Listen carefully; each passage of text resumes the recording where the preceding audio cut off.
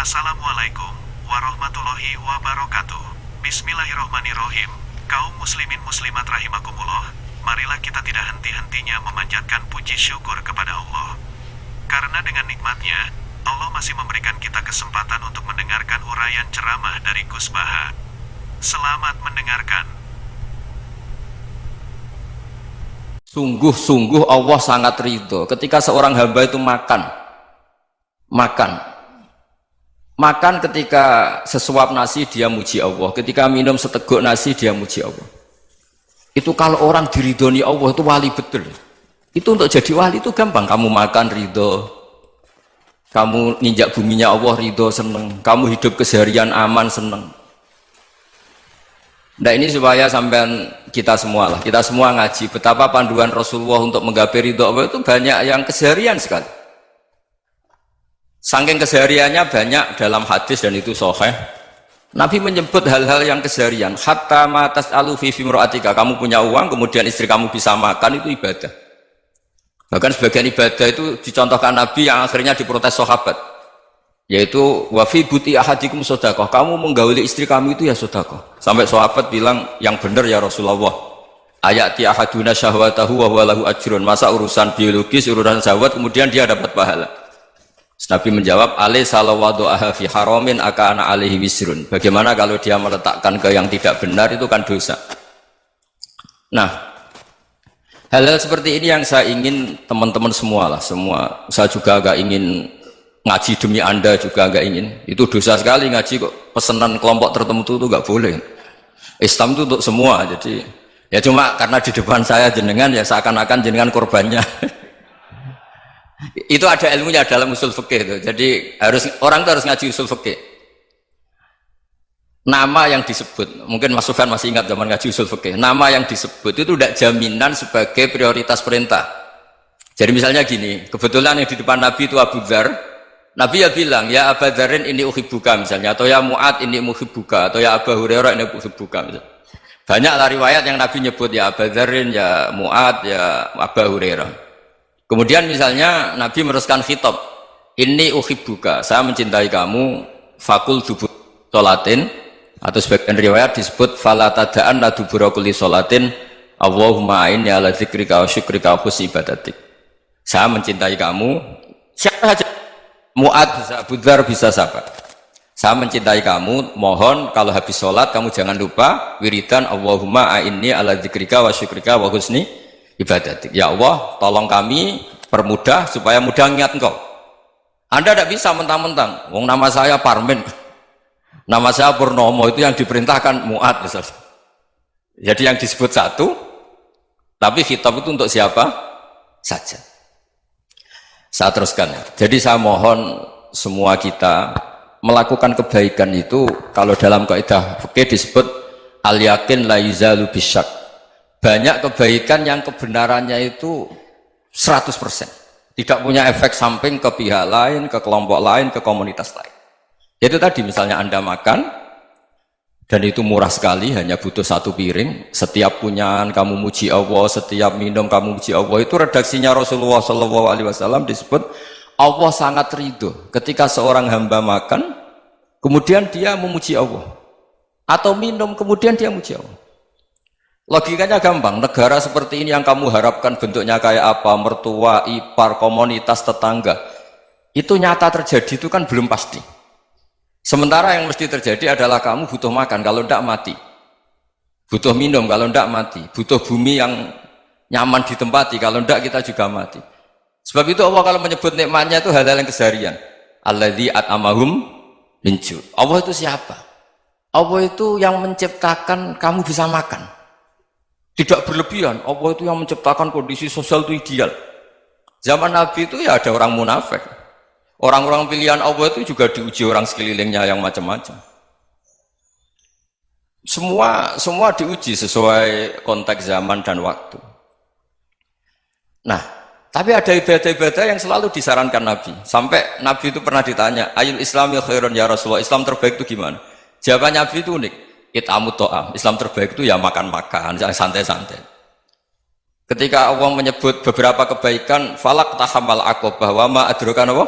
Mal aqobah. Terusannya apa? Fakku raqabah. Terusannya apa? Au it'amun fi yaumin di masghubaya, atau acara makan-makan itu juga Islam. Kenapa?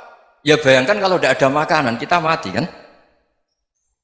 Kondisi sosial tidak ideal tuh Anda masih gak apa-apa, tapi kalau Anda tidak makan, Anda tidak minum, kamu punya istri cerewet masih bisa hidup, punya mertua cerewet masih bisa hidup, tapi kalau tidak makan bisa mati. Berarti penting mana istri sama makan? Penting mana? Makan. Semoga istri Anda dengar, nanti kamu disuruh makan tapi pulang deh. Itu kalau dibahasakan makan masih memahami. Penting mana nasi satu piring dengan istri. Nggak ada nasi mati, nggak ada istri belum mati. Penting mana? Gak berani jawab kan? Nah, ternyata Anda ada garang kan di depan istri. Jadi saya mohonlah, mungkin Mas Sufyan Sauri tadi yang bisa bantulah teman-teman tuh ngaji yang keseharian saja. Karena kita nyari ridha Allah itu berdasar firman Allah, dan firman Allah itu menyebut keseharian tuh riang gampang. Yaitu tadi misalnya wa min ayatihi manamukum billaili wan nahar. Termasuk ayat-ayat Allah itu kamu tidur. Maka dulu itu ada guyonan, ada tokoh Mu'tazilah, kelompok dalam Islam yang berpikir manusia itu bisa menentukan ikhtiarnya sendiri. Karena saya bisa duduk, ingin duduk, duduk, ingin berdiri, berdiri. Karena kelompok ini nggak terima kalau semua kehendak Allah, nanti bagaimana kalau semua kehendak Allah kok ada hisab ya, ada sanksi. Lucunya itu dia akhirnya, ini cerita ya, mencintai seorang perempuan, cantik sekali. Dan itu dia menjadi ahli sunnah itu oleh hal-hal yang sepele. Karena istrinya cantik, ya namanya suami istri itu hubungan intim. Terus ditanya, Mas, masih ingin lagi? Masih. Silahkan diulang lagi. Wah ya tidak bisa. Katanya manusia bisa menentukan yang diinginkan. Itu tobat itu. Itu nggak bisa ditobatkan Mas Sufyan Ats-Tsauri. Orang cantik yang mudah nobatkan orang itu orang cantik. Segampang itu. Akhirnya kita tahu, makanya kalau dalam kitab Hikam itu disebut al-aqil mayyakul madza yaf'alu wa hubi wal ghafil mayyakul madza af'al. Orang yang punya akal karena sadar ini wilayah Allah, semua milik Tuhan. Itu dia tiap hari berpikir, besok Allah akan melakukan apa terhadap dunia ini. Kamu merencanakan suatu mau plesir, ternyata gempa. Mau wisata ke Rusia, ternyata perang. Kamu tidak pernah tahu apa yang akan terjadi besok. Wa ma tadri nafsum madza taksibu ghadan. Tapi anda semua kita ini sering punya jadwal permanen. Makanya saya kalau diundang siapa saja, sana takdir. Yang jelas Gus ini acara penting. Ya masih acara penting nggak pangeran ngersakno piye. Kok apa jadi pangeran? Kamu kok mau jadi Tuhan? Itu kadang ya kiai. Penting Gus acara ini jenengan harus memastikan bisa. Loh kamu itu yang ngajarin tauhid, sesuatu itu biadillah kok bilang-bilang apa pasti. Kalau maksa terus tak tobatkan loh kamu kata saya itu. Ya kalau gitu Gus bilang insya Allah. Wah itu hati saya, fisik saya, roh saya sudah bilang insya Allah. Tidak usah kamu latih kata saya. Nah hal-hal tauhid keseharian itu gampang sebetulnya. Wal ghafil yaqulu madza af'al. Tapi orang yang lupa Allah dia setiap hari bilang besok apa? Kita bisa melakukan apa? Seakan-akan dia itu aktor, dia penting, dia subjek permanen, dia. Padahal kita ini hanya objek kehendak Allah Subhanahu wa taala. Karena kita yakin sesuatu yang terjadi di alam raya ini kita tidak bisa apa-apa. Makanya saya sering ngaji, sering bilang saya, ketika Anda mensifati Allah, Dia yang menghidupkan. Sudah itu tanamkan sehingga ketika kita mati santai saja. Kenapa santai? Allah punya cara menghidupkan kita. Zaman kita hidup juga gak tahu caranya ngelola jantung, ngelola paru-paru. Kamu juga gak tahu ngelola oksigen yang tidak beracun, tidak mengandung polusi. Tahu-tahu hidup. Gak ingin tua ya tahu-tahu tua, gak ingin mati tahu-tahu mati. Selama ini kita hidup juga gak tahu apa-apa sebetulnya. Hanya gaya tok, punya jadwal, punya planning. Kalau kamu bisa menentukan pilihan Anda, pasti Anda istrinya cantik, 4 neriman semua, qanaah semua. Nyatanya enggak kan? Ada 1 jelek, cerewet. Oh itu kan, nyatanya enggak bisa apa-apa Anda kan? Dan kamu bawa mati lagi. Itu kan istri Anda juga gitu, punya keinginan punya suami yang ganteng, yang jabat, yang neriman, yang enggak poligami. Ya enggak kesampaian juga. Kalau kita ngitung tingkat kegagalan kita itu gagal terus. Ya kan? Nah, Terus ingat Allah, madza yaf'alu wa bi. Orang yang punya akal selalu berpikir Allah itu menghendaki apa terhadap saya.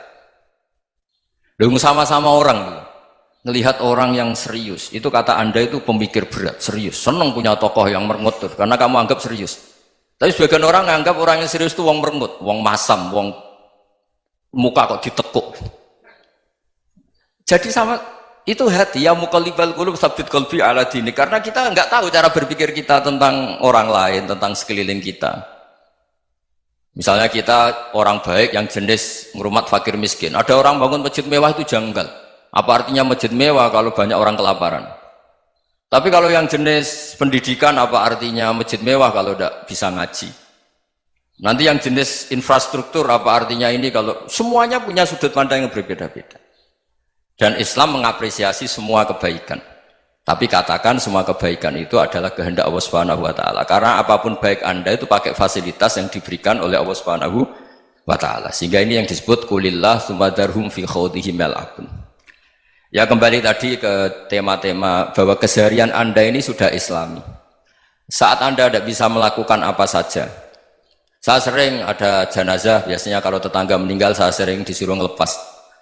Saya bilang orang ini baik karena sering ngelamun di rumah, sering nganggur di rumah. Ditanya sama anaknya, kenapa Gus nganggur baik? Ya kalau dia nganggur artinya juga agak berbuat sesuatu yang maksiat kan? Ya kan? Orang nganggur di rumahnya ya tidak bunuh orang, tidak maling, tidak korupsi, ya namanya nganggur di rumah. Lah cuma istri cara pandang nganggur gak menghasilkan uang itu. Tapi juga gak menghasilkan kriminal kan? Jadi sebenarnya Islam itu makanya kalau sampai ngaji usul fikih itu ada kitab usul fikih namanya Lubul Usul, itu terkenal sekali di pesantren itu. Itu kalau ngapresiasi keseharian itu luar biasa.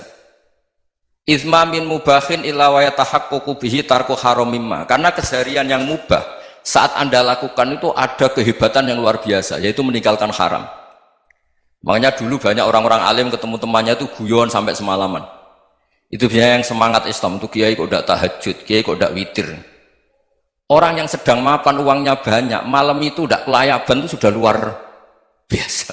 Melawan nafsu supaya tidak maksiat itu sudah luar biasa. Supaya lupa guyon sama temannya semalaman sampai subuh. Gejlok-gejlokan ngenang zaman miskin, zaman kuliah nggak jelas, zaman apa. Melihatnya jangan tarkut tahajud. Seperti ini meninggalkan tahajud, tapi meninggalnya ini talkul muharramat. Jadi kayak apa hebatnya? Sehingga Imam Ghazali punya riwayat yang agak unik. Hatta takuna ibadatu akhiri hadil ummah iku an-naum. Sehingga suatu saat ibadah terbaik umat ini itu tidur. Itu kan riwayat kontroversi. Ketika Imam Ghazali tanya, kenapa iya? Kenapa kamu mulai keluar dari rumah itu sudah banyak maksiat? Melihat perempuan yang enggak mahram, melihat fenomena. Tapi kalau kamu tidur itu enggak melihat apa-apa. Tapi juga kamu jangan nganggap tidur itu ibadah betul. Saatnya melakukan fardu ain malah masih tidur. Tapi itu sudut pandang yang menjadikan kita Islam itu gampang. Jadi saat Anda tidak bisa aktivitas apa-apa, misalnya ada beberapa orang yang lumpuh. Lumpuh itu memang nggak bisa Jumatan, nggak bisa ibadah, tapi dia juga nggak bisa maksiat.